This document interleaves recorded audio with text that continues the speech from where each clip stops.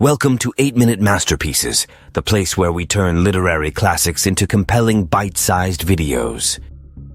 Today, we're exploring Sinclair Lewis's satirical masterpiece, Babbitt, a novel that dives deep into the heart of American conformity and the struggle for individuality. So, if you're ready to explore the world of middle-class America in the 1920s, let's get started. Our protagonist, George F. Babbitt, is a man who's got it all, or so it seems. He's a successful real estate agent living in the fictional city of Zenith.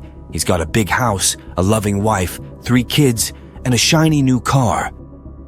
Sounds like the American dream, right? But here's the thing. Babbitt isn't happy. He's trapped in a life of mindless conformity, spending his days chasing after wealth, status, and social approval. Everything about him screams average. He's a man who plays by society's rules, and those rules are starting to feel pretty hollow. Zenith is more than just a backdrop. It's a character in itself.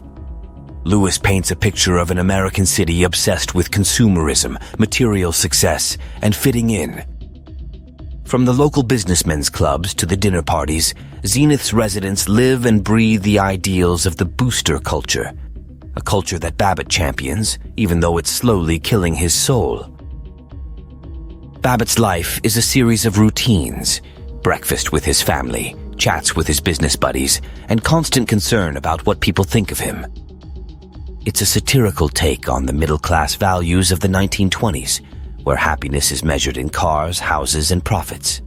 But soon the cracks start to show. Babbitt begins to feel a creeping dissatisfaction with his life. He starts to question everything: his career, his marriage, his friends, even his place in society. It's the classic midlife crisis. Things really heat up when Babbitt's best friend, Paul Riesling, is arrested for shooting his wife in a moment of frustration. Paul's breakdown acts as a catalyst for Babbitt's own awakening. Suddenly, Babbitt is forced to confront the fact that the life he's been living might not be what he really wants.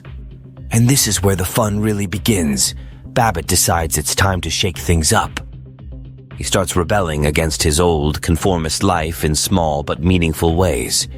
He begins by rejecting the strict conservative politics of his business associates, starts hanging out with liberal thinkers, and even has an affair with a free-spirited woman named Tanis. For a while, Babbitt feels alive. He thinks he's finally found the freedom he's been craving. Freedom from the social expectations that have defined him for so long. He embraces a new lifestyle filled with excitement, romance, and a sense of rebellion. But here's the thing. Society isn't so easy to escape. Babbitt's rebellion comes at a cost. His friends turn against him, his business suffers, and his family starts to fall apart. It turns out that breaking away from the status quo isn't as simple as it seems. Despite his best efforts, Babbitt realizes that he's still deeply tied to the world he's trying to leave behind. The pressure to conform, to return to the safe, predictable life of middle-class respectability, becomes overwhelming. In the end, Babbitt can't fully escape. After a brief flirtation with independence, he returns to his old life.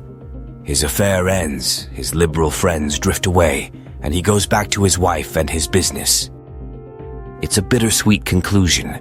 Babbitt is still disillusioned, but he resigns himself to the reality that true freedom may not be possible in a society so rigidly structured by convention. The novel leaves us with a powerful message, that the pressures of conformity are hard to resist, and that the American dream, as wonderful as it sounds, can sometimes feel like a trap. Babbitt may not have broken free, but his story raises the question, is there another way to live? And there you have it, folks. A look at Sinclair Lewis's Babbitt, a novel that brilliantly skewers the conformity and materialism of 1920s America. If you enjoyed this deep dive, be sure to like and subscribe to 8-Minute Masterpieces.